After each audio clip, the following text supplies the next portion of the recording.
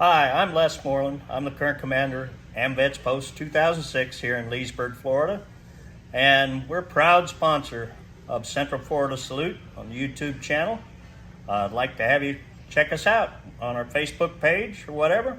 Our address is 500 North Canal Street in Leesburg, Florida. To all you veterans out there, come by and see us. We salute you for your service and thank you very much.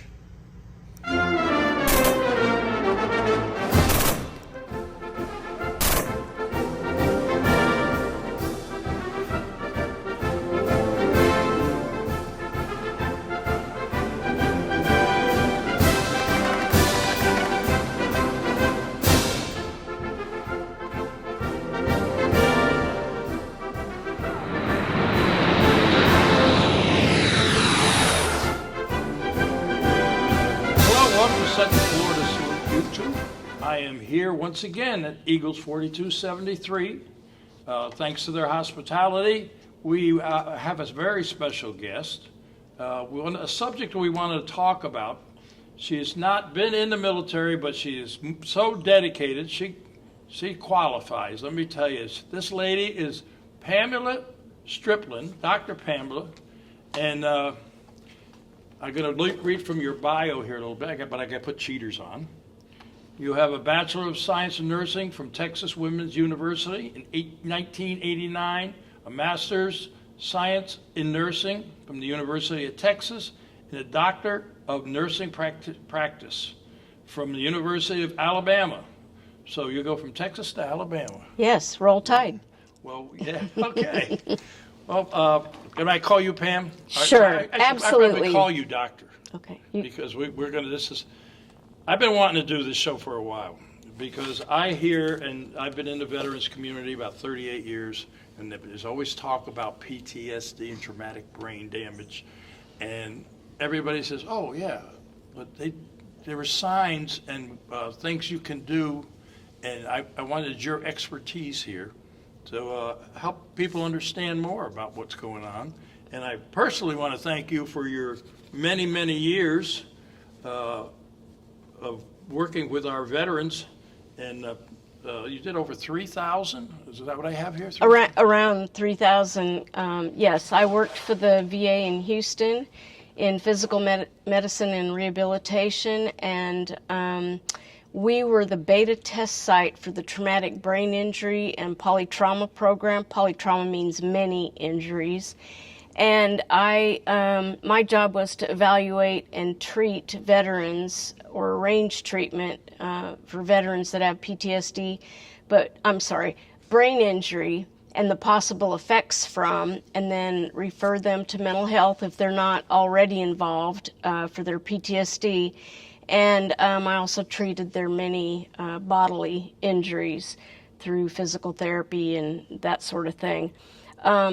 We worked very, very closely with mental health, and primarily that's because there's a lot of misunderstanding about, is it brain injury or is it PTSD? And the reason that is so confusing is because there is a big overlap of symptoms, and in many cases the symptoms are exactly the same. And so it's often hard to differentiate because there are some brain injuries that don't even show up on MRI. And so a lot of the treatment involves really understanding the symptoms that the veteran is going through and working closely with mental health. And so oftentimes we didn't try to distinguish, well, is it from the many brain injuries, or is it PTSD, or is it both? We just treat both.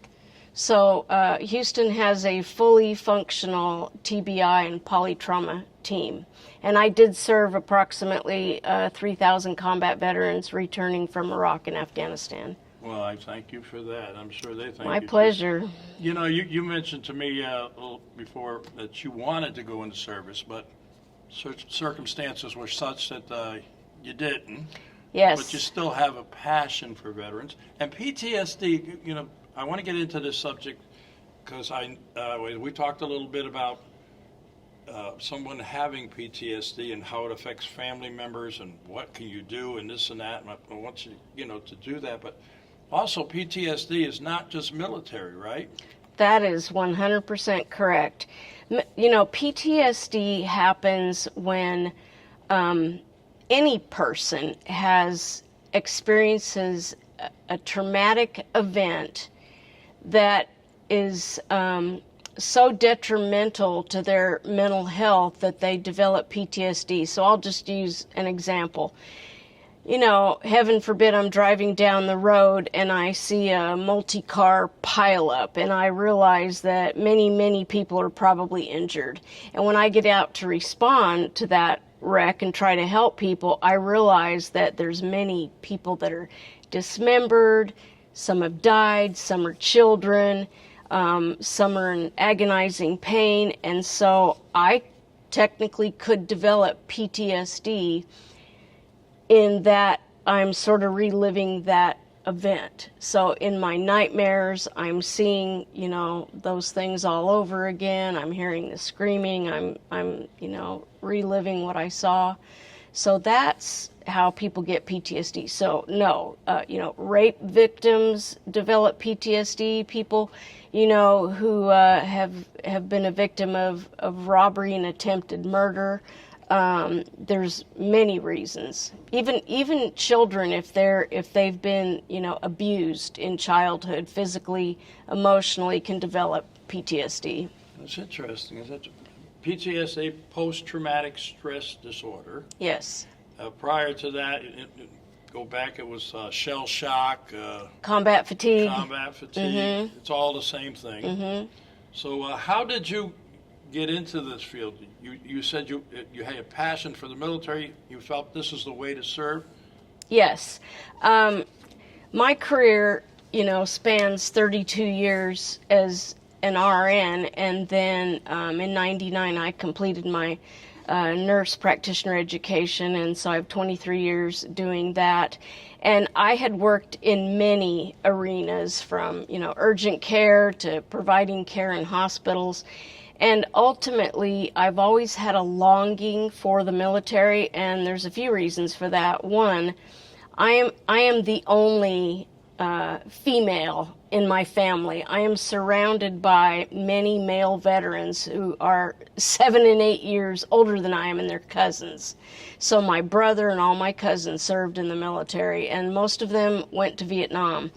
And also I had an uncle that was killed in Italy in World War II.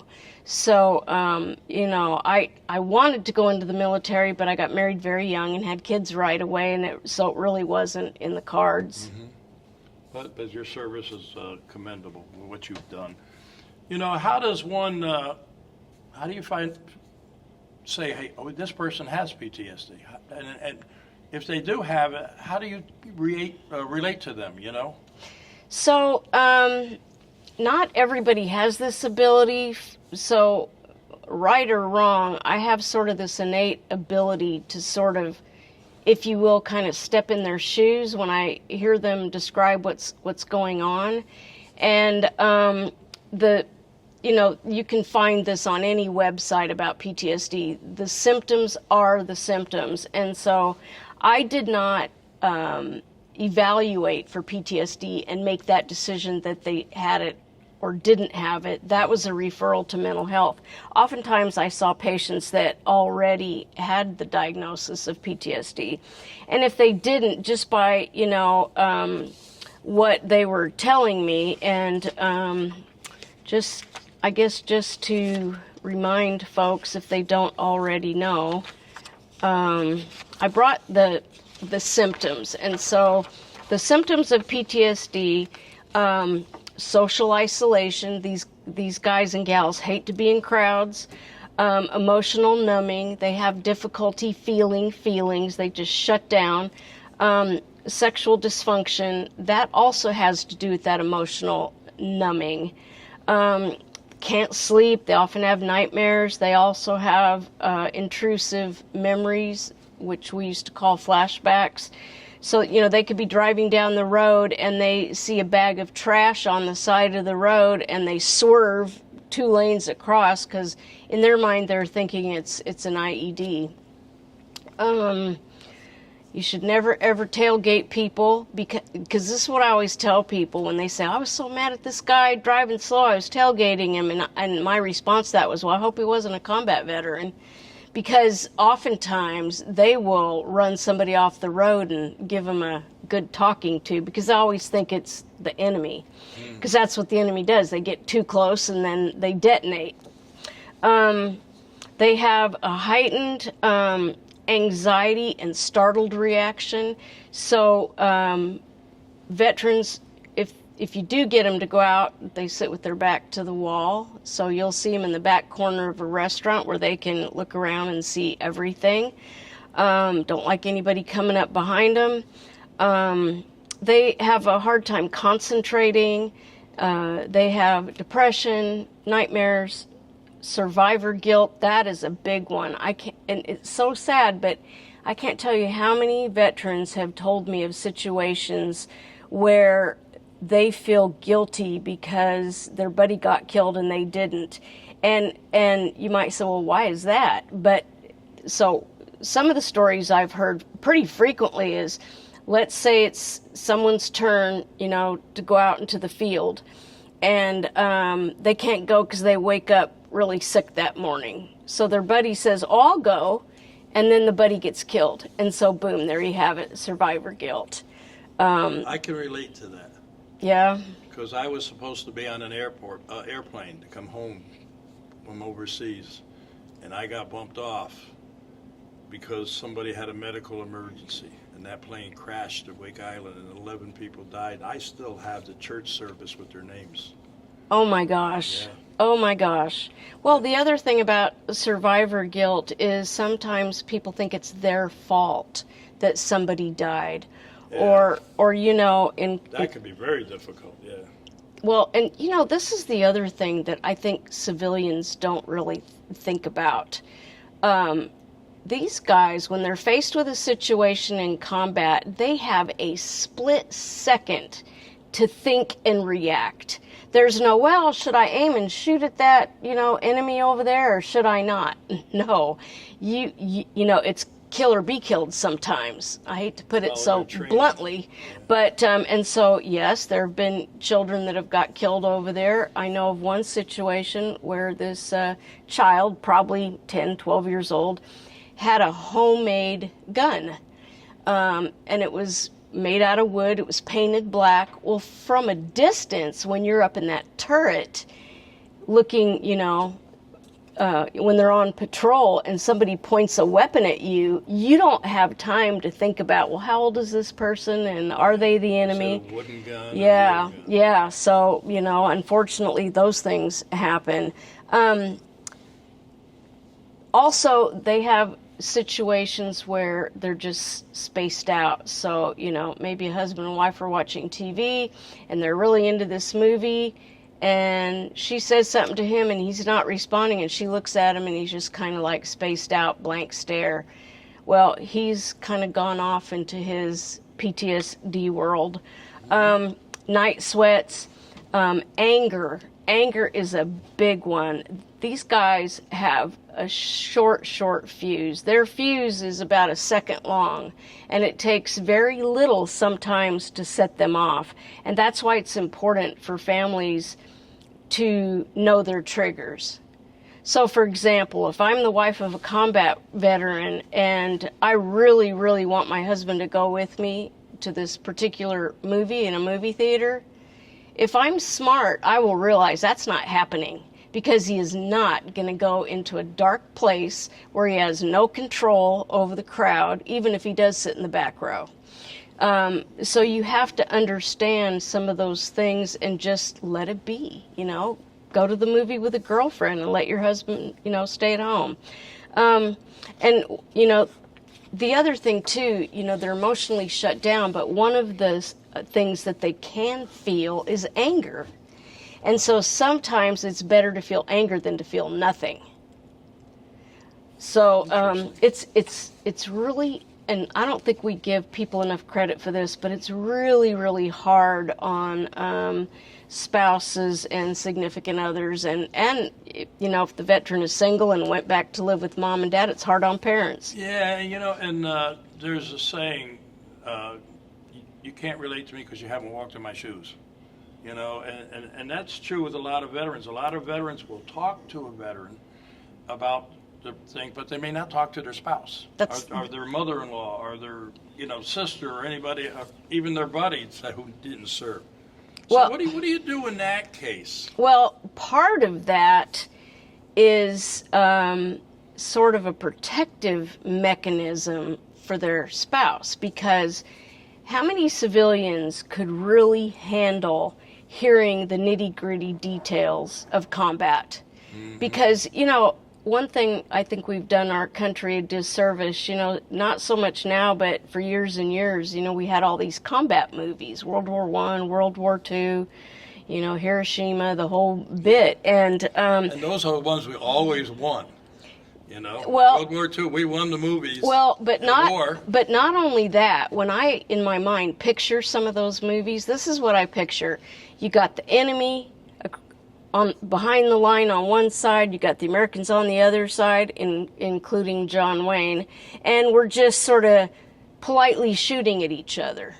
But that's not real combat. It's much uglier than that, and I could give you lots and lots of examples. And I think civilians don't get that, and they don't know how to handle it. But these guys don't want to unpack everything that they went through. And so one thing a spouse should not do is try to dig for details. And, what you want to do is you want to be available and you want to be a good listener, but don't be judgmental. And if you think you can't handle what they're about to tell you, if they do decide to go into detail, then you shouldn't even open up that line of communication. That's a good point. I mean, very sadly, I had one veteran that told me that his wife left him because she kept after him to tell her what happened over there. What'd you go through? What happened? Tell me. So he finally did, and she looked at him and said, I can't believe you did that. I can't be married to you. Oh, wow. Yes. So like I said, if you feel like you can't handle it, then you better direct them to a mental health professional. Yeah, because I'll tell you a story about a veteran I met who came and talked to me about his experience. And his father came over to me and said, what did he tell you? And I said, what do you mean, what did he tell me? He won't tell me anything. I says, when he's ready, he will. But when he talked to me, and that's between us. And I think that's what a lot of these men and women who are going through this, they have to make that connect, right? With a health agency or someone like you that could help them. Yep. Well, my brother was a Vietnam veteran, and he came back totally different person, shut down, angry, always stood with his back to the wall, always had that look on his face that said, do not approach me, with the arms crossed and the sunglasses on and just kind of, don't come near me. And so he came home in 1968, and in the mid-'80s, we had a couple drinks, and it was just the two of us, and he told me what had happened. And I was kind of young then. I was about 30, and it was pretty horrifying, and it was pretty gut-wrenching. And he finally let loose, and he sobbed, and I felt it was very cathartic for him. And but hearing that, and I've often thought back on, what he told me, you have to realize he has nightmares about that still, and he's 75 years old now. Yeah,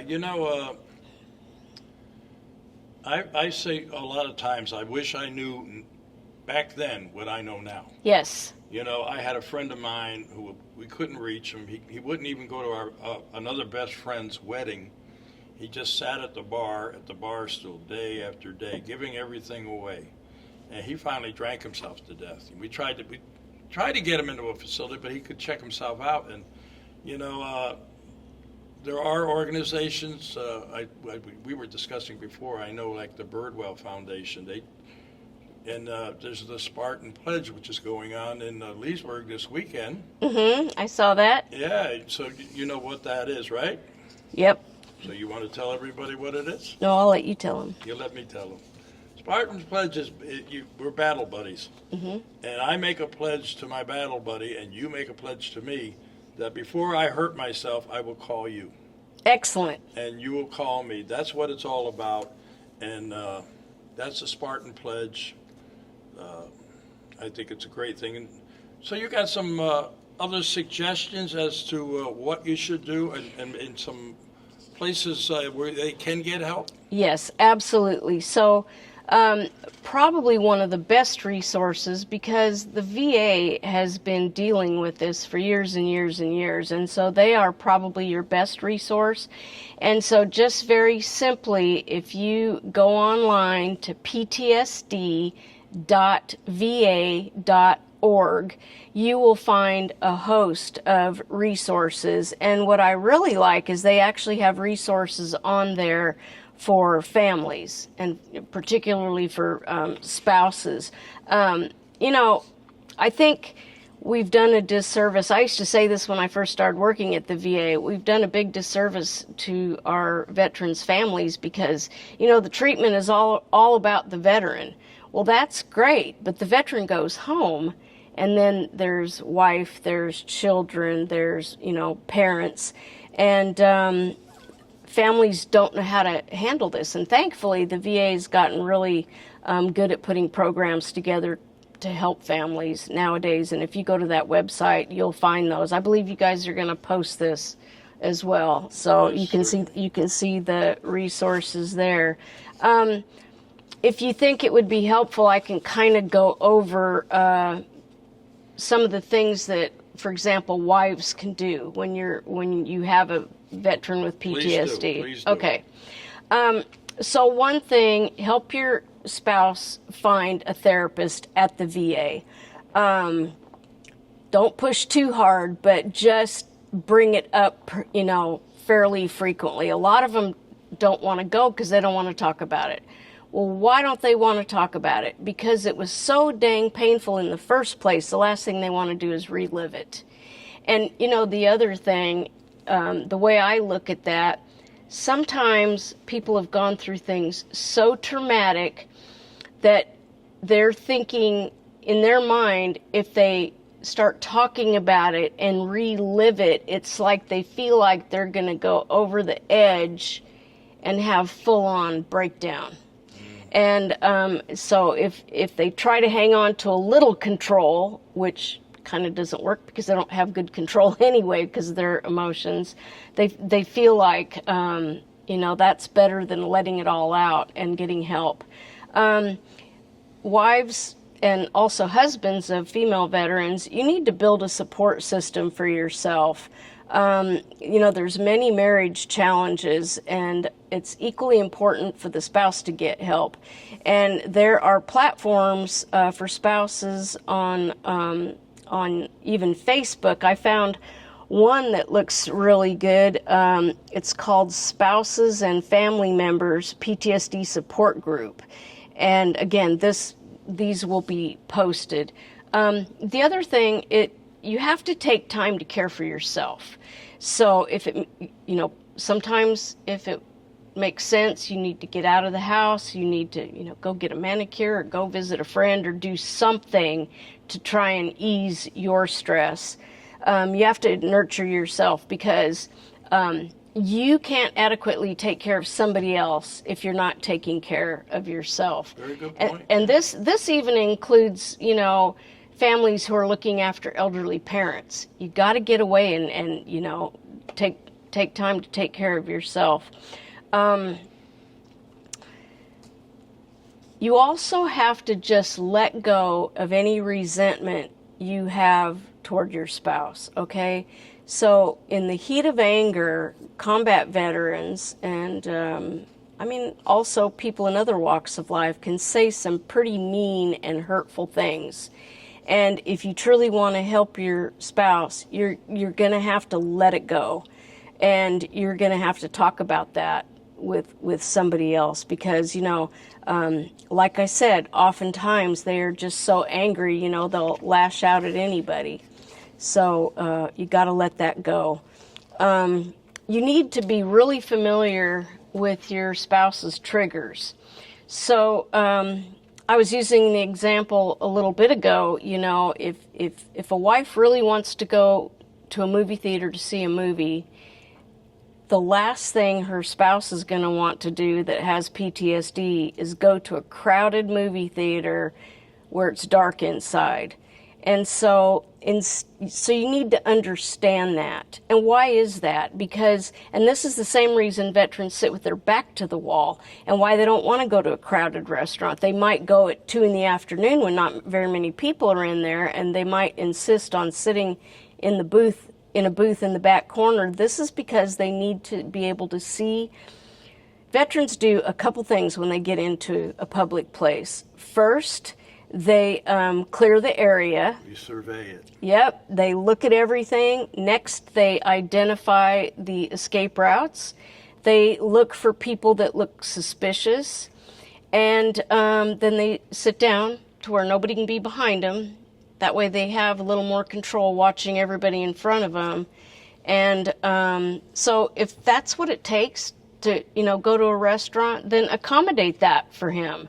And don't try to take him, at rush hour, dinner hour. Don't say, well, I want to sit over there, in the middle of a crowd. Let's sit over there. And if he says, I want to sit over here, understand just Yes. what you said.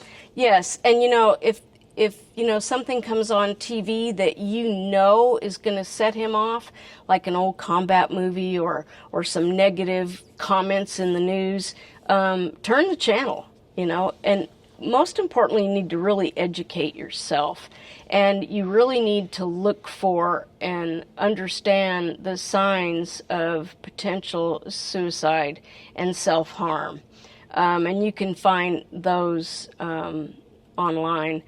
I'll share this with you also, and maybe this will put it into perspective. I met a combat veteran who had attempted suicide unsuccessfully.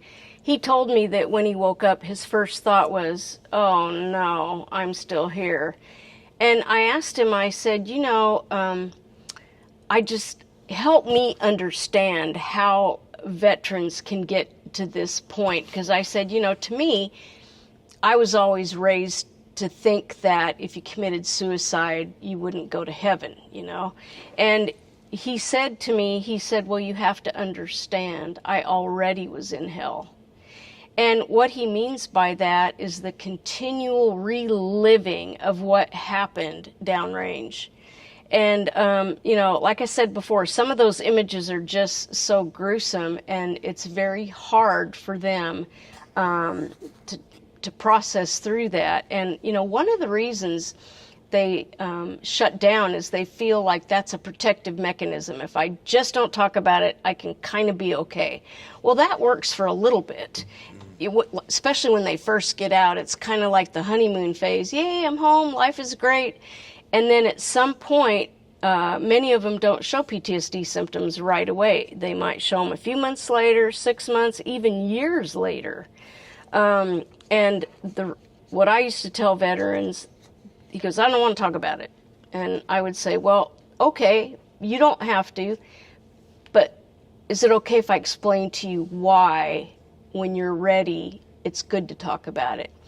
Because there is this concept called the need to tell your own story. Mm-hmm. And what that means, when something traumatic happens, we human beings have a need to say it over and over and over again, sometimes adding more detail, sometimes adding more people as we remember, until you sort of get to the point where you can say to yourself, phew, I think I just think I got that out of my system. Not that you ever get over it, but the more you harbor it, the more it festers, if you will. Let's see. Whenever possible, express your love for and appreciation for your spouse. Tell them you're proud of them. Tell them you're grateful that they served in the military to protect our country and to protect you. Do nice things for them sometimes. You know, if you're in the kitchen getting a glass of water, bring him one too.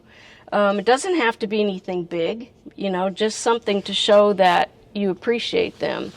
You know, that's a good point, because I know a lot of people who have served in the military and their family has no idea where they served or what they did.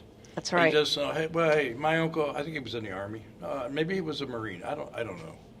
You know, my uncle was awarded a Distinguished Cross for Heroism on the beaches of D-Day. He was also my godfather and my best friend, and I worked with him. He never talked about D-Day or anything like that until I came home from the service. Then he would talk to me. You know, I think VFWs, American Legions, AMVETS, those kind of organizations, they build that camaraderie. They do. You know, and that can help. They do. You know. They absolutely do. And, you know, there have been veterans who've said to me, well, I'm not going to talk to anybody about it except a combat buddy because you just don't understand. And I would say to them, you know what? I might not understand, but I'm a darn good listener. So you got the floor. If you want to rant, rave, let it out, don't let it out, get down and do 20 push-ups, it's your dime. And I'll just sit here and listen. And, you know, the thing is, one of the things I did the minute I got to the VA is I started looking up everything I could. So if a veteran said FOB, I'd jot it down, and when he left, I'd look it up. Oh, it's a forward operating base. You know, when they would say that they were the gunner in a turret, well, what's a turret? I would look it up. And when they talked about being in blasts, I looked up many blasts so that I could understand the impact. Because, you know, what people don't understand when these guys are in a blast, there is multiple impact. So first you have the blast that sort of rattles your skull. Okay, it's like putting, one veteran put it very well. He said it's like somebody put my brain in a jar of water and shook it up. So like shaken baby syndrome. So that's the first impact. Okay, then the second impact, their head is bouncing around inside that Kevlar. And then the third impact is oftentimes they're thrown. And so your head might bounce, you know, off the ground. Yeah. So, you know, it's multiple impact. Yeah. You know, Doc, if I may, there's a nice article in the VFW magazine, we were talking about it before, with this lady combat veteran and what she went through, and it talks about not the relationships falling apart, and that's usually what happens, unfortunately, a lot, because people just don't understand one another. But there's a beautiful article about this lady and her dog. And I've been around the veterans community like 38 years. Service dog? Yeah, and I see what dogs do, and like she was contemplating, and she had the gun. She was contemplating, according to what I read, and the dog picked up a ball and dropped it in her lap. So she threw it. And the next thing you know, the dog picked the ball up and put it again into the lap. After the third time, she just kind of like melted to the dog, you know, and these support dogs are fantastic, you know, animals and horses. You know, we're going to be visiting in another month this horse farm that does therapy for veterans. I've done one before, but I'm going to go back to another one. And other things that, correct me if I'm wrong, people can do. We had a gentleman on our show who's had a lot of stuff bottled up. Mm-hmm. So he decided he was going to write music and sing. And wow, what a tremendous talent he is, you know, and his songs are like about clearing the field so the helicopter come down and rescue my brother during Vietnam. And there's a lot of arts, you know, music, right? Writing. Journaling is very, very helpful. And one thing I wanted to mention about the service dogs, you know, people think of a service animal like if I drop my glasses, the dog will pick it up, you know, pick them up and bring them to me. But these dogs are also trained to detect PTSD symptoms. So they can tell when the veteran is starting to feel, you know, bad. And so the dog will do things like put their head in the veteran's lap or put a paw on their leg. And, you know, they've done studies where, and you see this now in the news, where they've taken cats, dogs into nursing homes, and simply by having an elderly person just pet the animal, their blood pressure comes way down because it's soothing. And so, you know, when the dog puts his head in your lap, what are you going to do? You're going to pet him. So that helps to calm down the veteran. Yeah, I know. Like I said, I've been in the community for 38 years after I got out of the service. And I've met quite a few guys. We have a good friend that he kind of lives for the most part alone. He does have a lady that helps him out, but if there's a problem, he's got this dog, and it'll run out of the house. He's got one of those doors and run to the neighbor. And the neighbor knows that if that dog shows up in my yard, I got to get over there. That's wonderful. You know, and yep. They're amazing. And I just hope, you know, and I thank you for coming here, because I really want people to understand more about somebody with PTSD and to be more compassionate. One of the things, obviously, is you don't want to keep them a weapon. You know, you got to keep the weapons away if need be. You know. Well, and the VA has locks. They have gun locks, and they'll give them to you for free. So those guns need to have locks on them, and they need to be locked up where the veteran can't get to them, especially if they're expressing suicide. Yeah. Well, we talked about this. You saw this article too. It was in the Orlando Sentinel about drop in military suicides reported. Is that some wonderful news? Unfortunately, we don't know how many veterans out there are, you know, contemplating it. But we're going to put the list up of all these places that you recommend. I know that there's a lot of help out there. It's just I worry about people in relationship and the kids. You know, trying to figure each other out. That Dad has a problem. You know, I love my husband or I love my wife, and we have to work through this together. You've been a big help putting that out there. Well, and yes, you'll notice also we do have resources for children who has a parent who has PTSD, including counseling that's specifically for children. One thing for spouses, if you enjoy reading, you might really want to get a copy of The Post-Traumatic Stress Disorder Relationship by Diane England, spelled like the country. It's available on Amazon as a free download. And reading this book will give you a new perspective and act as a pivotal turning point in your role as a spouse that has PTSD and your marriage. Well, I thank you for that, Doc. That's really yes. That's great. I think we're about running out of time, and I would like you to any final words that you might want to reach out to somebody. For veterans with PTSD symptoms and for their spouses and children, please, please don't isolate at home. Reach out.